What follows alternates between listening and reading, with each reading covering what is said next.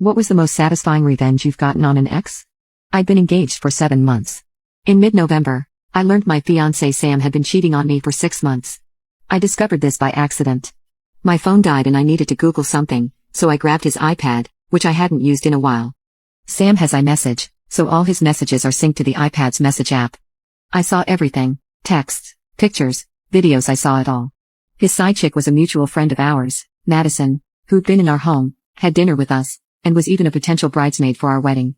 I spent days reading through everything. She was pregnant. He'd also been sending her money from our saving for a bigger apartment fund. I was devastated. I cried so hard, I thought I'd throw up. But what really got me were the things they said about me. They mocked me, ridiculed me, and belittled me. They joked about how I was the oblivious idiot fiancé who was so stupid. Madison would text me, chatting about wedding planning, then screenshot the messages and send them to Sam, laughing about how stupid I was. There was so much more, and far more vicious. I was gobsmacked. Betrayed. I felt like the meanest girls from high school were standing over me, laughing while I cried. But more than anything, I was more confused.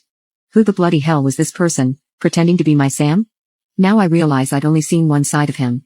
For 3 years, Madison had actively been pushing Sam to dump me. She suggested he do so the day after Christmas, after we'd returned home from seeing his family. When I read that particular message, something inside me snapped. I've been snickered all my life for being the poor kid in a wealthy school, for being a fat kid and teenager, for being an ugly duckling, for always having older, out-of-date things, for being quiet, for being an unphotogenic teenager. I was not going to be humiliated. Not again, and not like this. So I thought ahead. Sam had been out of town when I discovered the messages, so I had a few days to pull myself together. For the next month and a half, I pretended everything was fine. I was alarmingly good at it. Soon, my feelings toward him hardened until my initial devastation was gone and replaced by nothing. I'd wait until I was alone to read through his iPad, always putting it back in the same position in his bottom drawer. He never suspected anything, and never changed his passcode. I collected the most telling evidence, the most explicit messages, the most vicious ones towards me, the ones mentioning the money, the ultrasound photos. I sent them all to myself, then covered my tracks. Christmas comes. We arrived at his parents' house on Christmas morning, with plans to spend the night.